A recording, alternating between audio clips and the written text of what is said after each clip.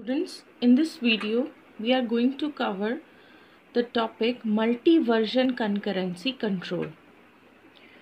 So, this concurrency control technique keeps the old values of a data item when the item is updated. And these are known as multi-version concurrency control because several versions or values of an item are maintained. So when a transaction requires access to an item, an appropriate version is chosen to maintain the serializability of the currently executing schedule if possible. The idea is that some read operations that would be rejected in other techniques can still be accepted by reading an older version of the item to maintain serializability. Now, when a transaction writes an item, it writes a new version and the old version of the item is retained. Some multi-version concurrency control algorithms use the concept of view serializability rather than conflict serializability. So an obvious drawback of multi-version technique is that more storage is needed to maintain multiple versions or values of the database items.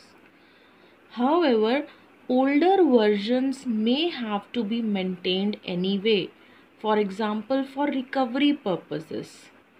In addition, some database applications require older versions to be kept to maintain a history of the evolution of data items. So, multi-version technique based on timestamp ordering. Let us discuss this topic.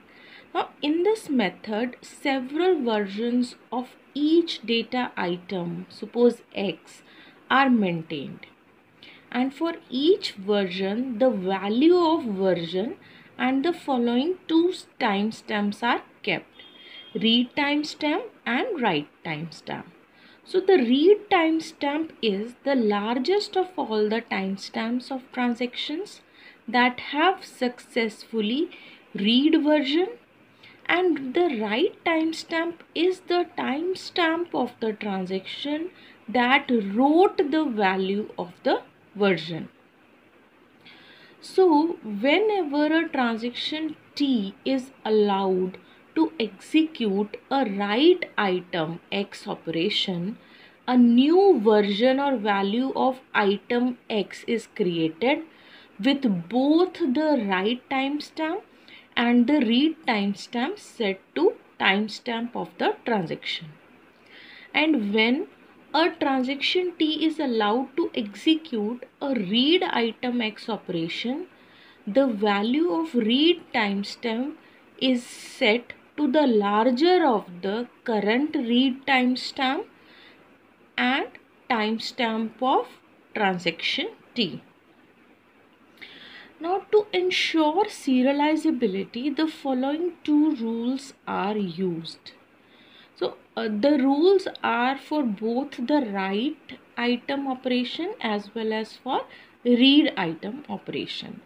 First rule is for write item operation, that if transaction T issues a write item X operation and version I of X has the highest write timestamp of all the versions of X, that is also less than or equal to timestamp T, and read timestamp is greater than timestamp of the transaction, then what we have to do, then abort and roll back the transaction T.